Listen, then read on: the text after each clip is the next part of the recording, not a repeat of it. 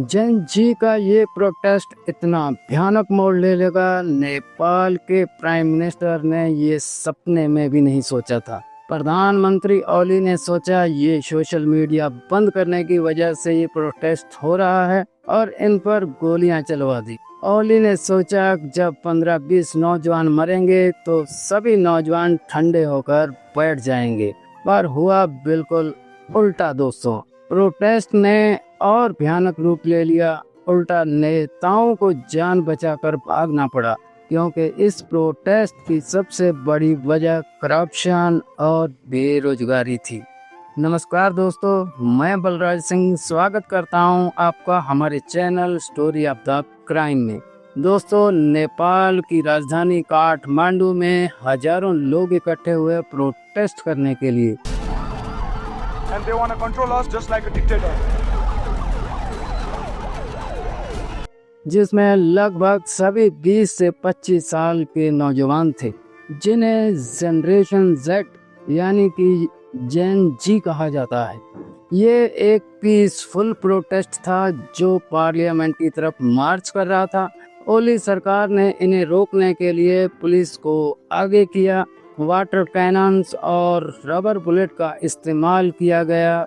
Police और protesters के बीच तनाव पैदा हो गया।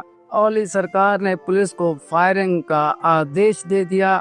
पुलिस ने प्रोटेस्टर्स पर गोलियां चलानी शुरू कर दी।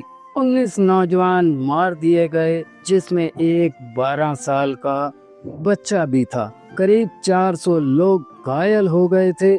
जैसे ही लोगों को पता चला तो हजारों लोग इस प्रोटेस्ट में आ गए। प्रोटेस्ट करने वालों की गिनती लाखों में हो गई। इस बीच सरकार ने कर्फ्यू लगाने की भी कोशिश की, लेकिन इसका कोई भी असर नहीं हुआ, बल्कि प्रोटेस्ट दूसरे शहरों में भी चालू हो जाते हैं। खबरें चलने लगी कि सोशल मीडिया बंद करने के कारण ये प्रोटेस्ट हो रहा है। ये एक कारण जरूर है दोस्तों, लेकिन सबसे बड़ा कारण है करप्शन और अनएम्प्लॉयमेंट। नेताओं के बड़े बड़े घोटाले सामने आ रहे थे।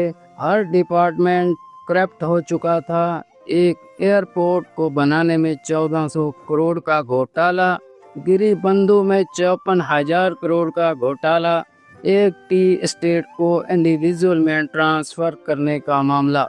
इन सब नेताओं के ऐसे अनेक भ्रष्टाचार सामने आ रहे थे, जिसके कारण महंगाई आसमान छू रही थी। बेरोजगारी इतनी ज्यादा बढ़ गई कि नेपाली नौजवानों को मजबूरन रशिया की सेना में जाकर यूक्रेन के खिलाफ लड़ना पड़ रहा था। रशिया के लिए अपनी जान दांव पे लगानी पड़ रही थी। 15,000 से ज्यादा लोग रशिया के मिलिट्री ज्वाइन कर चुके थे। इन लोगों को कुछ ही दिन की ट्रेनिंग के बाद फ्रंट लाइन पर लड़ने के लिए भेज दिया जाता है। प्रॉपर ट्रेनिंग न मिलने की वजह से कई नेपाली सिटीजन रशिया यूक्रेन वार में मारे जा चुके हैं, लेकिन फिर भी लोग रशिया की आर्मी को मजबूरन ज्वाइन करते हैं, क्योंकि उनके अपने देश में कोई भी जॉब अपॉर्चुनिटीज नहीं है। और इसके बीच सबसे बड़ा कारण बने इन नेताओं के बच्चे, जो विदेशों में अपनी लेविश लाइफस्टाइल को सोशल मीडिया पर धड़ल्ले से शो अप कर रहे थे। Hi fi designer clock show up करना और लग्जरी गाड़ियों में घूमना, ये सब सोशल मीडिया पर शेयर करते थे। सोशल मीडिया पर हैशटैग नेपो किड्स और हैशटैग नेपो बेबीज ट्रेंड करने लगा था। आम नेपोलिस के पास कोई काम नहीं था और नेताओं के बच्चे अय्याशी कर रहे थे, और वो भी विदेश में। इनके पास इतना पैसा कहां से आ रहा था, लोग हैरान थे। लोगों ने कई बार सरकार चेंज करने की भी कोशिश की, मगर घूम फिर के वही लोग आपस में अलायंस करते, पहले एक दूसरे को गालियां देते और बाद में अलायंस कर लेते। ये नेता पब्लिक को मूर्ख बना रहे थे, इसलिए आम जनता में गुस्सा बढ़ने लगा। इसके अलावा दोस्तों, नेपाल सरकार ने नवंबर 2023 में भी सभी सोशल मीडिया की कंपनीज को ministry of communication and information technology के पास रजिस्ट्रेशन कराने को कहा था। सरकार ने कहा कि hate speech, fake news, fraud और क्राइम को रोकने के लिए हम ये सब कर रहे हैं। लेकिन किसी भी बड़े सोशल मीडिया प्लेटफॉर्म ने ये रजिस्ट्रेशन नहीं कराया। उधर सुप्रीम कोर्ट ने भी इन सोशल मीडिया ऐप्स को बैन करने का ऑर्डर पास कर दिया जिन्होंने रजिस्ट्रेशन नहीं कराया था। कुल 26 सोशल मीडिया प्लेटफॉर्म्स को बंद कर दिया गया, जिनमें फेसबुक, व्हाट्सएप, इंस्टाग्राम, ट्विटर और कई बड़े प्लेटफॉर्म शामिल थे। लोगों का कहना है कि सरकार ने सोशल मीडिया को अपने कंट्रोल में करने के लिए ये सब किया है ताकि जनता की आवाज को दबाया जा सके, क्योंकि नेताओं के बच्चों के बहुत सारे वीडियो वायरल हो रहे थे इनके लेविश लाइफस्टाइल के, जिससे करप्शन का साफ पता चल रहा था। नेपाल के नौजवानों में करप्शन और बेरोजगारी को लेकर बहुत गुस्सा भरा था। कुछ भी जॉब क्रिएट नहीं हो पा रही थी, इसलिए नेपाल के नौजवान इन तीनों बड़े नेताओं से तंग आ चुके थे जो बारी बारी सरकार बनाते थे। इसके लिए दोस्तों मार्च के महीने में भी एक प्रोटेस्ट हुआ था। तब इन पर आरोप लगाया गया था कि ये लोग फिर से नेपाल को रिपब्लिक से मोनार्की बनाना चाहते हैं। दरअसल दोस्तों 2008 से पहले नेपाल में राजतंत्र था और पूरी सत्ता राजा के अंडर में थी। नेपाल का आखिरी राजा किंग ज्ञानेंद्र सिंह था। लोगों ने नेपाल को रिपब्लिक बनाने के लिए भी बड़े आंदोलन किए थे और 28 मई 2008 के दिन नेपाल को एक डेमोक्रेटिक रिपब्लिक बना दिया गया था। 17 साल हो चुके हैं अब तक और 17 सालों में 13 बार नेपाल की सरकार बदल चुकी है दोस्तों। तब से कभी केपी शर्मा ओली प्रधानमंत्री बनते हैं, कभी पुष्पा कमल दहाल, तो कभी शेर बहादुर देउबा। इन्हीं 3-4 पॉलिटिशियन में ही सत्ता रोटेट हो रही है। जनता किसी को भी जिताए बाद में आपस में अलायंस करते हैं और इन्हीं तीनों में से एक प्रधानमंत्री बन जाता है, जबकि इन तीनों पर करप्शन के अनेकों आरोप हैं और कोर्ट में केस चल रहे हैं। शेर बहादुर की पत्नी आरजू राणा जो अभी फॉरेन मिनिस्टर हैं, इन पर भी फेक डॉक्यूमेंट के जरिए नेपाली सिटीजन को भूटानी नेशनल्स दिखाने का आरोप है।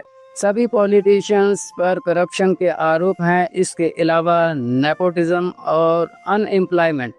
दोस्तों आंदोलन पीसफुली चल रहा था, लेकिन जब सरकार ने सोशल मीडिया पर बैन लगा दिया तो लोग एकदम से भड़क उठे। सोशल मीडिया के बैन के बाद जेन जी का गुस्सा एक्सप्लोर हो गया। वो इसलिए भी दोस्तों क्योंकि अनएम्प्लॉयमेंट के बाद ये सोशल मीडिया ही एकमात्र कमाई का जरिया बचा था।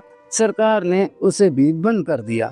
दोस्तों नेपाल की इकोनॉमी में टूरिज्म एक बहुत बड़ा जरिया है कमाई का, जो पूरी तरह से सोशल मीडिया पर ही डिपेंड है, क्योंकि बुकिंग्स और आउटरीच सोशल मीडिया से ही होती है। पूरी टूरिज्म इंडस्ट्री डिस्ट्रैक्ट हो गई। इसके अलावा बहुत सारे नेपाली सिटीजन हैं जो बाहर के देशों में काम करते हैं।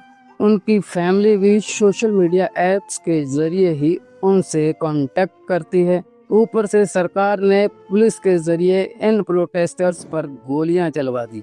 प्रधानमंत्री कहते हैं हम एरोगेंस के खिलाफ हैं, हम ऐसा कभी नहीं होने देंगे। इसके बाद तो सभी नौजवानों का गुस्सा भयानक एक्सप्लोर हुआ। आखिर सरकार को प्रोटेस्टर के आगे झुकना पड़ा और सोशल मीडिया पर लगा बैन हटा लिया गया। सबसे पहले होम मिनिस्टर ने इस्तीफा दिया, लेकिन इसके बाद भी नौजवान शांत नहीं हुए और इन नौजवानों ने संसद पर हमला कर दिया और संसद को आग लगा दी।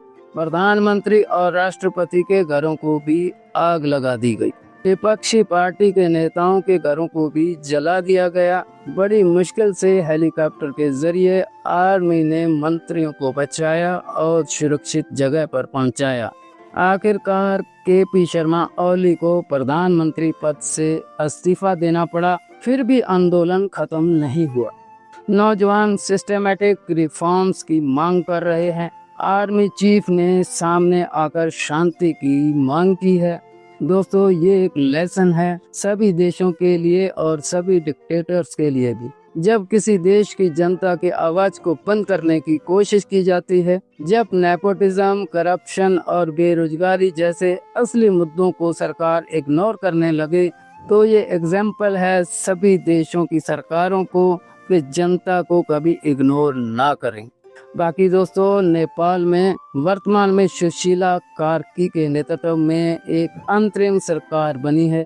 सुशीला कार्की जो पहले नेपाल की सुप्रीम कोर्ट की मुख्य न्यायाधीश रह चुकी हैं, इनको अंतरिम प्रधानमंत्री नियुक्त किया गया है। इनकी नियुक्ति के लिए एक वर्चुअल मीटिंग में 5000 से अधिक लोगों ने हिस्सा लिया, जिसमें सुशीला कार्की को सबसे अधिक समर्थन प्राप्त हुआ है।